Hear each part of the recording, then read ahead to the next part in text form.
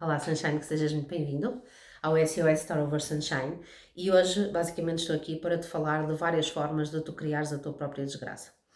Ora, deixem-me cá ver aqui, eu tenho aqui uma frase para vocês. O senhor Paul Watzlawick, portanto, atenção que isto foi preciso tirar um curso para dizer este nome, dizia-nos que ele era terapeuta e filósofo, tem alguns livros publicados, dizia-nos que nós não só somos criadores da nossa desdita, mas da mesma forma podemos criar a nossa própria felicidade.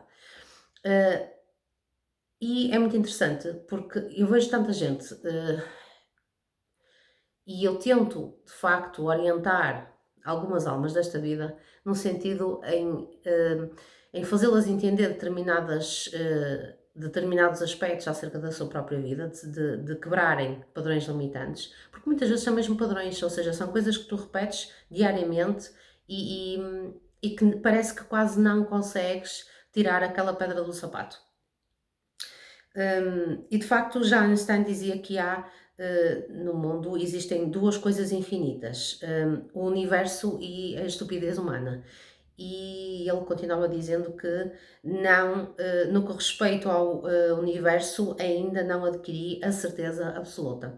Portanto, relativamente a essa estupidez humana, eh, nós podemos de facto pensar em determinadas situações, às vezes das mais banais, às mais impensáveis da nossa vida. Às vezes não temos consciência daquilo que está a acontecer. Às vezes o simples,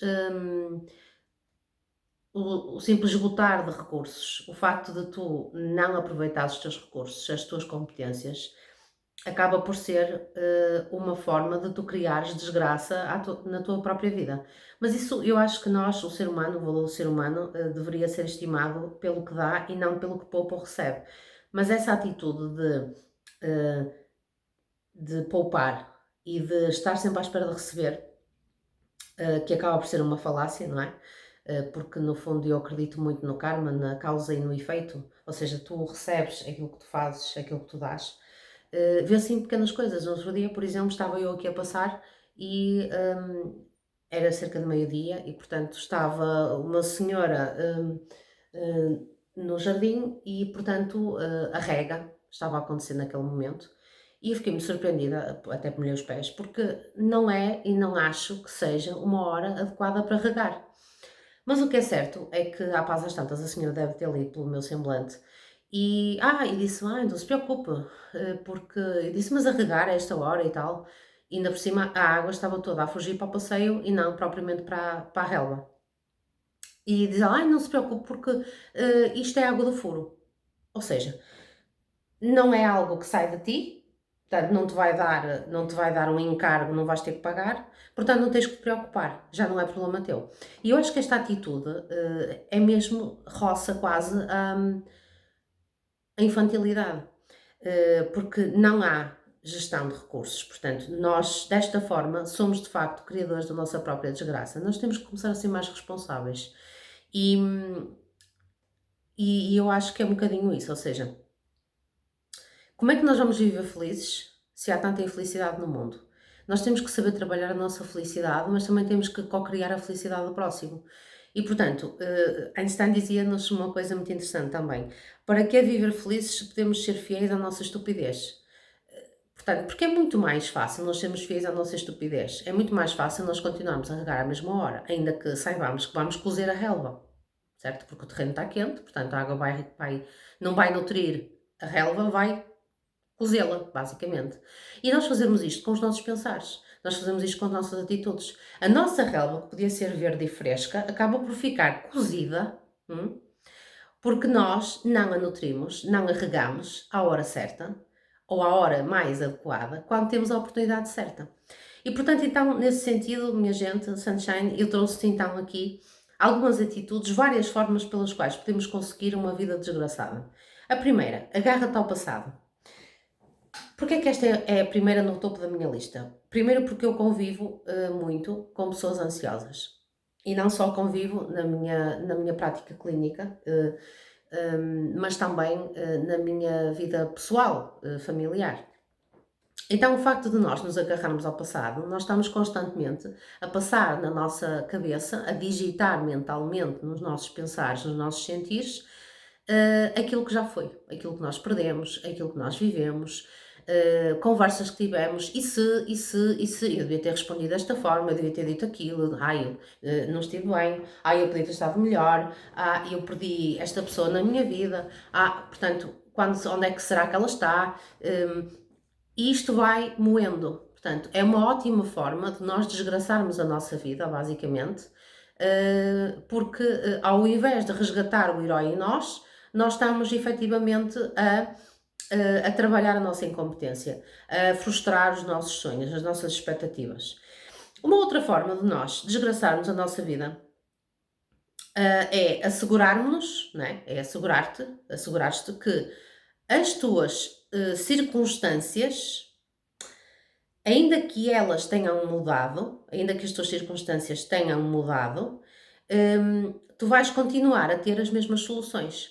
Einstein também dizia que loucura é nós fazermos as mesmas coisas, utilizarmos as mesmas técnicas, as mesmas ferramentas, termos o mesmo comportamento, termos a mesma forma de pensar e esperar resultados diferentes. Isso sim, Einstein pensava ou assumia como loucura. E vocês conhecem quem foi Einstein. Portanto, nós vamos continuar a achar que as nossas circunstâncias mudaram, não é? A vida apresenta-se-nos a nós, a vida acontece, e nós continuamos a agir como se fôssemos a outra pessoa, como se fôssemos ou tivéssemos a vida que tínhamos atrás. É óbvio que vamos ter os mesmos resultados. A terceira forma pela qual tu podes conseguir uma vida desgraçada é sofrer do síndrome de Google. O que é isto do síndrome de Google? Eu sei tudo e eu só me ouço a mim própria e eu não estou a pensar no outro e eu não quero saber aquilo que o outro me diz, mesmo que tenha legitimidade para o tal. E, portanto, o síndrome do Google é seres omnipotente, omnipresente e tudo na tua vida. Só tu é que importas, só tu é que sabes, só tu é que podes. E tu sabes tudo. Portanto, isso é uma ótima forma de tu viveres em uníssono com o próximo. O outro, faça prognósticos sobre algo que teme, mas é fazer prognósticos e pintar o pior cenário.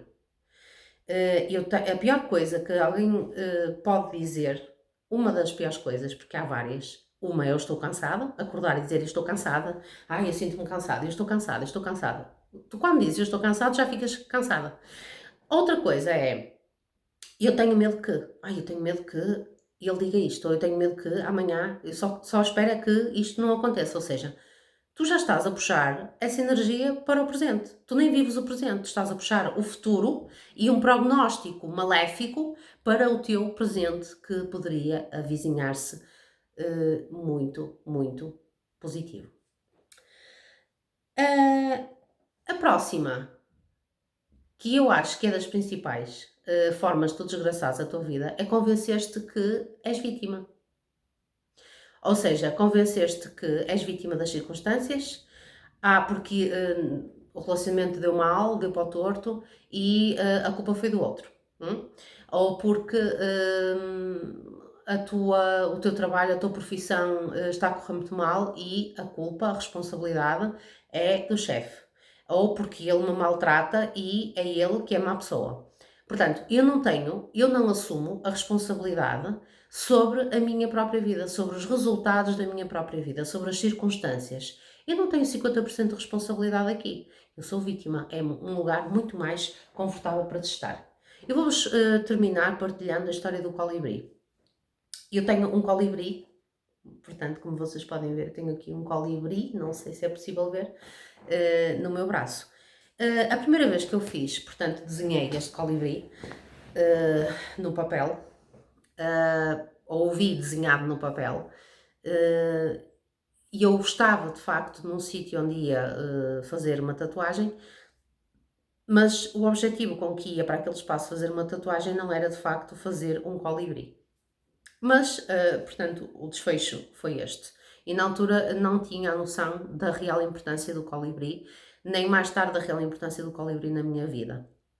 E o que é facto é que eu então vou-vos partilhar a história do colibri. Portanto, havia um colibri que estava numa floresta e, após às tantas, acontece um incêndio nessa floresta. E no meio desse incêndio, todos os animais, os leões, as zebras,